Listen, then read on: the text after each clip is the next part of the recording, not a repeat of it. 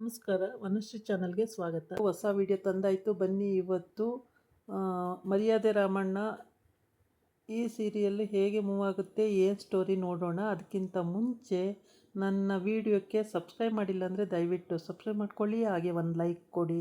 ಇವತ್ತು ಮರ್ಯಾದೆ ರಾಮಣ್ಣ ಅಂದರೆ ರಾಮಣ್ಣ ಐಶ್ವರ್ಯಂಗೆ ತಾಳಿ ಕಟ್ಬಿಟ್ಟಿದ್ದಾನೆ, ಅಜ್ಜಿ ಹೇಳಿದ್ಲು ಅಂತೇಳಿ.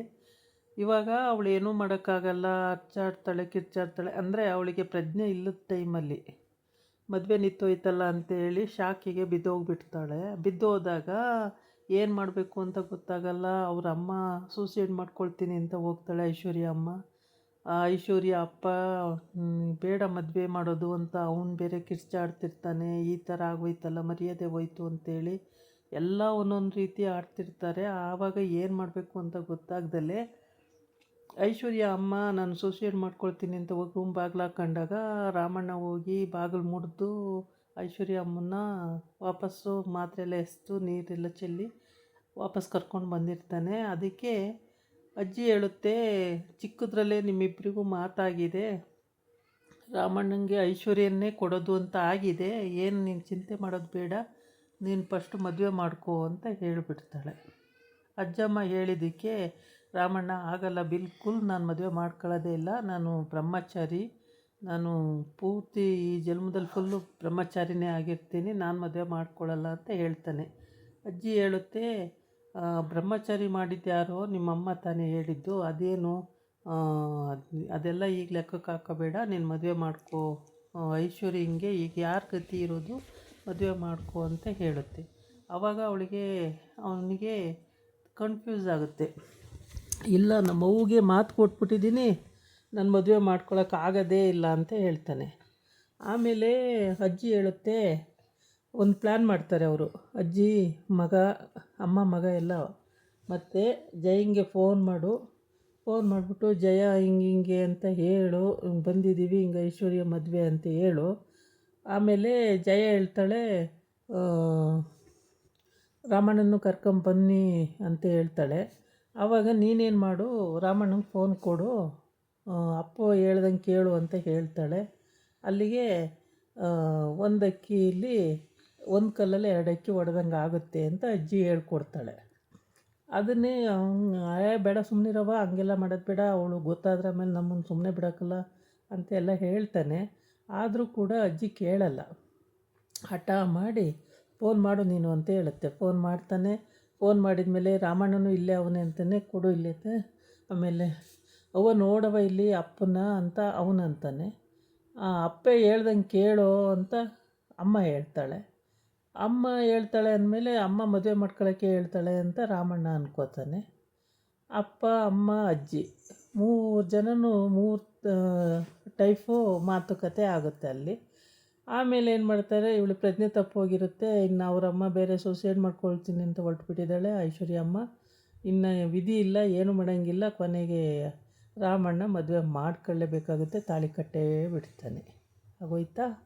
ಆಮೇಲೆ ಏನು ಮಾಡೋದು ಅಂತ ಗೊತ್ತಿಲ್ಲ. ಇವಳಿಗೆ ಪ್ರಜ್ಞೆ ಬಂದು ನೋಡ್ತಾಳೆ, ತಾಳಿ ಕತ್ತಲಿರುತ್ತೆ. ಅದಕ್ಕಿಂತ ಮುಂಚೆ ಫ್ರೆಂಡ್ಸ್ ಹತ್ರ ಎಲ್ಲ ಹೇಳ್ತಾ ಇರ್ತಾಳೆ, ನಾನು ಇನ್ನೂ ಫಾರಿನಿಗೆ ಹೋಗ್ಬಿಡ್ತೀನಿ, ನಾನು ಇಡೀ ಪ್ರಪಂಚದಲ್ಲೇ ನಂಬರ್ 1 ಆರ್ಟಿಟೆಕ್ಕಾಗಿ ನಾನು ಮುಂದುವರಿಬೇಕು, ನನಗೆ ಮದುವೆ ಅಂತ ಏನು ಬೇಡ, ಸಾಕು ಈ ಜನ್ಮದಲ್ಲಿ ಇಷ್ಟು. 3 ಮದುವೆ ಫಿಕ್ಸ್ ಆಗಿ 3 ಮದುವೆನೂ ಕಿತ್ತೋಯ್ತು, ಇನ್ನು ನನಗೆ ಮದುವೆ ಅಂತಲೇ ಬೇಡ, ನಾನೇ ಇಂಡಿಪೆಂಡೆಂಟಾಗಿ ನಾನು ಬೇರೆ ದೇಶಕ್ಕೆ ಹೋಗಿ ನಾನು ಬದುಕ್ತೀನಿ ಅಂತ ಹೇಳ್ಕೊಂಡು ಎದ್ದು ಅಲ್ಲಿಂದ ಕನ್ನಡಿ ಮುಂದೆ ಬರ್ತಾಳೆ. ತಾಳಿ ನೋಡಿಬಿಡ್ತಾಳೆ. ತಾಳಿ ನೋಡಿದ ತಕ್ಷಣ ಶಾಕ್ ಆಗುತ್ತೆ. ಯಾರು ನನಗೆ ತಾಳಿ ಕಟ್ಟಿದ್ದು, ಯಾರು ನನಗೆ ತಾಳಿ ಕಟ್ಟಿದ್ದು ಅಂತ ಕಿರ್ಚಾಡ್ತಾಳೆ. ಆಮೇಲೆ ಯಾರು ಏನು ಹೇಳೋಕ್ಕೆ ಹೋಗಲ್ಲ. ಹೇಳ್ರೆ ಯಾರೇ ಮಾಡಿದ್ದು ಈ ಥರ, ಹೇಳ್ರೆ ಅಂತಾರೆ. ಅವರೆಲ್ಲ ಹೇಳಕ್ಕೆ ಹೋದರೆ ಐಶ್ವರ್ಯ ಅಂತ ಕಿರ್ಚಾಡಿ ಕೂಗಾಡಿ ಕೊನೆಗೆ ಆಚೆಗೆ ಬರ್ತಾಳೆ. ರೂಮಿಂದ ಆಚೆಗೆ ಬಂದು ಆಚೆ ಎಲ್ಲ ಇರ್ತಾರೆ. ಆಚೆ ಎಲ್ಲ ಇದ್ದಾಗ ಜೋರು ಕೂಗಾಡ್ತಾಳೆ, ನನಗೆ ಯಾರು ತಾಳಿ ಕಟ್ಟಿದ್ದು, ನೀವೆಲ್ಲ ಏನು ಮಾಡ್ತಾಯಿದ್ರಿ, ಅವನು ಇಷ್ಟು ಬೇಗ ಜೈಲಿಂದ ಬರೋಕ್ಕೆ ಸಾಧ್ಯನೇ ಇಲ್ಲ, ಅವನು ಎಳ್ಕೊಂಡು ಹೋಗಿರೋದು ಕೇಸು ಫಿಟ್ ಆಗಿದೆ, ಅವನು ಹೆಂಗೆ ಬರ್ತಾನೆ, ನೀವೇನು ಮಾಡ್ತಿದ್ರಿ ಡ್ಯಾಡ್, ನಿಮಗೆ ಗೊತ್ತಿರಲಿಲ್ವಾ ಅಂತ. ಅದು ಹಂಗಲ್ಲಮ್ಮ ಐಶ್ವರ್ಯ, ನೀವು ಸುಮ್ಮನಿರಿ ಡ್ಯಾಡ್, ನಿಮಗೆ ಗೊತ್ತಿಲ್ವಾ, ನೀವು ಯಾರು ನನಗೆ ತಾಳಿ ಕಟ್ಟಿದ್ದು, ಹೇಳಿ ಅಂತ. ಅಲ್ಲಿ ಅಮ್ಮ ಹತ್ರ ಹೋಗ್ತಾಳೆ, ನಮ್ಮ ನಿನಗಾದ್ರೂ ಗೊತ್ತಿಲ್ವ ಮಮ್ಮಿ, ನೀನು ಹೇಳು ಯಾರು ತಾಳಿ ಕಟ್ಟಿದ್ದು ನನಗೆ ಅಂತ ಅವಳು ಕೇಳ್ತಾಳೆ. ಅಲ್ಲಿಂದ ಹೋಗಿ ಆಮೇಲೆ ಅಲ್ಲಿರೋರ್ನೆಲ್ಲ ಕೇಳ್ತಾಳೆ, ನೀವು ನೋಡಿದ್ರಾ, ಯಾರಾದರೂ ನೀವು ನೋಡಿದ್ರಾ ಅಂತೇಳಿ. ಯಾರೂ ಮಾತೇ ಆಡಲ್ಲ. ಲಾಸ್ಟಲ್ಲಿ ಅಜ್ಜಿ ಹೇಳ್ಬಿಡುತ್ತೆ. ಅಜ್ಜಿನೂ ಸುಮ್ಮನೆ ಇರುತ್ತೆ, ಹೇಳಲ್ಲ. ರಾಮಣ್ಣನೇ ಬರ್ತಾನೆ ಆ ಕಡೆಯಿಂದ. ಯಾರು ತಾಳಿ ಕಟ್ಟಿದ್ದು ಹೇಳಿ, ಯಾರು ತಾಳಿ ಕಟ್ಟಿದ್ದು ನನಗೆ ಅಂತ ಕಿರ್ಚಾಡ್ತಿರ್ತಾಳಲ್ವ ಐಶ್ವರ್ಯ. ಆವಾಗ ರಾಮಣ್ಣ ನಾನೇ ತಾಳಿ ಕಟ್ಟಿದ್ದು ಅಂತ ಬರ್ತಾನೆ. ಯಾರು ನಾನು ಅಂತ ಬರ್ತಾನೆ. ಆವಾಗ ನೀನು ನನಗೆ ತಾಳಿ ಕಟ್ತಾ, ನೀನು ಯಾರು ನನಗೆ ತಾಳಿ ಕಟ್ಟೋಕ್ಕೆ, ನೀನು ಯಾವನೋ ನನಗೆ ತಾಳಿ ಕಟ್ಟೋಕ್ಕೆ ಅಂತ ಕಿರ್ಚಾಡ್ಬಿಡ್ತಾಳೆ. ಅಷ್ಟು ಕಿರ್ಚಾಡಿದ್ರೂ ಕೆನ್ನೆಗೆಲ್ಲ ಹೊಡಿತಾಳೆ ಅವನಿಗೆ. ದೂಕ್ತಾಳೆ, ಹೊಡಿತಾಳೆ, ಕೆನ್ನೆಗೆ ಹೊಡಿತಾಳೆ. ಏನೇ ಮಾಡಿದ್ರೂ ಏನೂ ಮಾಡೋಕ್ಕಾಗಲ್ಲ. ನಾನೇ ಕಟ್ಟಿದ್ದು ಅಂತ ಅವನು ಒಪ್ಕೊಂಡು ಬಿಡ್ತಾನೆ. ಇನ್ನು ಯಾರೂ ಮಾತಾಡಲ್ಲ ಅಂದಾಗ, ಅದಕ್ಕೆ ಡ್ಯಾಡಿ ನಿಮಗೇನಾಗಿತ್ತು, ನಿಮ್ಮ ಬುದ್ಧಿ ಏನಾಗಿತ್ತು, ಅವನ ಹತ್ರ ತಾಳಿ ಕಟ್ಸಿದ್ದೀರಲ್ಲ, ಅವನು ಯಾರು ಅಂತ. ಆಮೇಲೆ ಅಜ್ಜಿ ಹೇಳುತ್ತೆ, ಅವನು ಚಿಕ್ಕದ್ರಲ್ಲೇ ರಾಮಣ್ಣ ಅಂತ, ನೀನು ಅವನು ಜೊತೆನೇ ಓದ್ತಾಯಿದ್ರಿ, ಜೊತೆನೇ ಆಡ್ತಾಯಿದ್ರಿ, ನೀನು ಮರ್ತಿದ್ದೀಯನವ, ಅವನು ರಾಮಣ್ಣ ಅಂತ ಹೇಳ್ಬಿಟ್ಟು ಐಶ್ವರ್ಯನೇ ಮದುವೆ ಆಯ್ತೀನಿ ಅಂತ ಹೇಳೋನಲ್ಲ ಅಂತ. ಅದೆಲ್ಲ ನನಗೆ ಗೊತ್ತಿಲ್ಲ, ಅವನು ಯಾರು ಅಂತೂ ನಂಗೆ ಗೊತ್ತಿಲ್ಲ. ಯಾರು ನನಗೆ ಯಾಕೆ ಕಟ್ಟಬೇಕಾಗಿತ್ತು ತಾಳಿಯ, ಇವನು ಯಾರು ನನಗೆ ಕಟ್ಟೋಕ್ಕೆ, ಇವನು ಹಂಗೆ ಹಿಂಗೆ ಅಂತೆಲ್ಲ ಬೈತಾಳೆ. ಸರಿ ಬೈತಾಳೆ. ಮಾತ್ರ ಬೈಯೋದು ಅಂದರೆ ಅಷ್ಟಿಷ್ಟು ಬೈಯಲ್ಲ. ಆಮೇಲೆ ಅವ್ರ ಅಮ್ಮನ ಹತ್ರ ಹೋಗ್ತಾಳೆ. ಅಮ್ಮ ಮಮ್ಮಿ ನಿನಗಾದ್ರೂ ಗೊತ್ತಾಗಲಿಲ್ವ ಮಮ್ಮಿ, ಯಾಕೆ ಇವನ ಹತ್ರ ತಾಳಿ ಕಟ್ಟಿಸ್ದೆ, ಯಾರು ಇವನು ಅಂತ.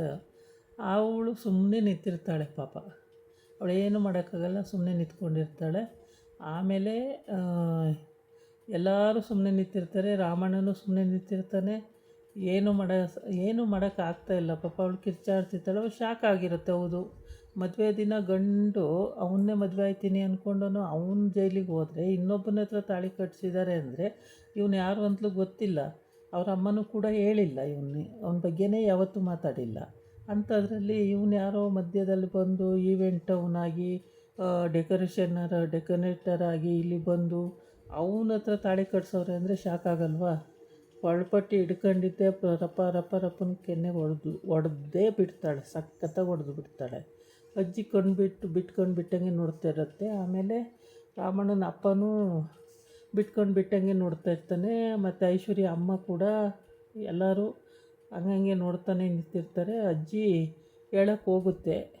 ಹೋದರೆ, ಸುಮ್ಮನಿರು ಮುದುಕಿ, ನಿನಗೇನು ಗೊತ್ತು, ನನ್ನ ಭಾಳ ಹಾಳಾಯಿತು, ಹಾಗೆ ಹಿಂಗೆ ಅಂತ ಮತ್ತೆ ರಂಪಾಟ ಮಾಡ್ತಾಳೆ. ಏನಾಗಲ್ಲ ಬಿಡವ, ಒಳ್ಳೇದಾಗುತ್ತೆ ಅಂದರೆ, ಸುಮ್ಮ ಕೂತ್ಕೋ ಅಜ್ಜಿ, ಮಾತಾಡಬೇಡ ನೀನು ಅಂತೇಳಿ ಬೈತಾಳೆ. ಹಂಗಾಗಿ ಅಜ್ಜಿನೂ ಆಮೇಲೆ ಸುಮ್ಮನಾಗಬೇಕಾಗುತ್ತೆ. ಅವಳು ಬಾಯಿಗೆ ಅವಳು ಹಾರಾಟ ಕಿರ್ಚಾಟಕ್ಕೆ ಎದ್ರುಕೊಂಡು ಅಜ್ಜಿ ಮಾತೇ ಆಡಲ್ಲ, ಸುಮ್ಮನಾಗ್ಬಿಡುತ್ತೆ. ಆಮೇಲೆ ಅಜ್ಜಿ ಸುಮ್ಮನಾಗುತ್ತೆ. ಇವಳು ಅವನಿಗೆ ಬೈತಾಳೆ, ಸರಿ ಬೈತಾಳೆ. ಮಾತ್ರ ಅಷ್ಟಿಷ್ಟು ಬೈಯಲ್ಲ.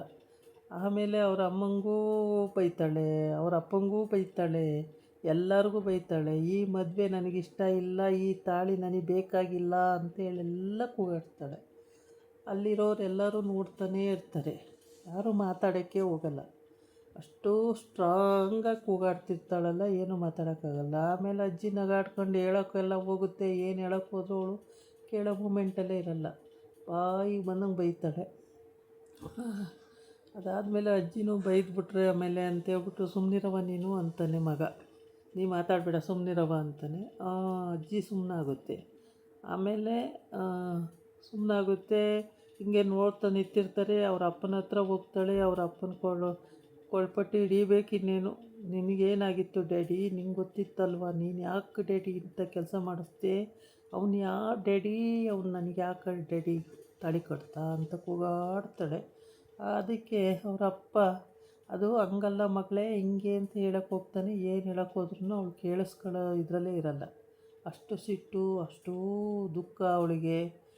ಈ ಥರ ನನಗೆ ಮಾಡಿದ್ದಾರಲ್ಲ, ಪ್ರಜ್ಞೆ ಇಲ್ಲದ ಟೈಮಲ್ಲಿ ನನಗೆ ತಾಳಿ ಕಟ್ಟಿಸೋರಲ್ಲ ಅನ್ನೋದೇ ಅವಳಿಗೆ.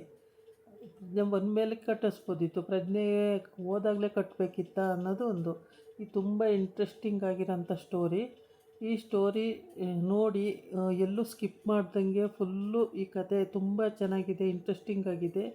ನೋಡಿ, ಮತ್ತು ನಿಮಗೂ ಇಷ್ಟ ಆದರೆ ಸಬ್ಸ್ಕ್ರೈಬ್ ಮಾಡಿ, ಹಾಗೆ ಲೈಕ್ ಕೊಡಿ, ಕಮೆಂಟ್ಸಲ್ಲಿ ಹೇಗಿತ್ತು ಅಂತೇಳಿ ಫ್ರೆಂಡ್ಸಿಗೆಲ್ಲ ಶೇರ್ ಮಾಡಿ. ಕತೆ ತುಂಬ ಚೆನ್ನಾಗಿ ಬರ್ತಾಯಿದೆ.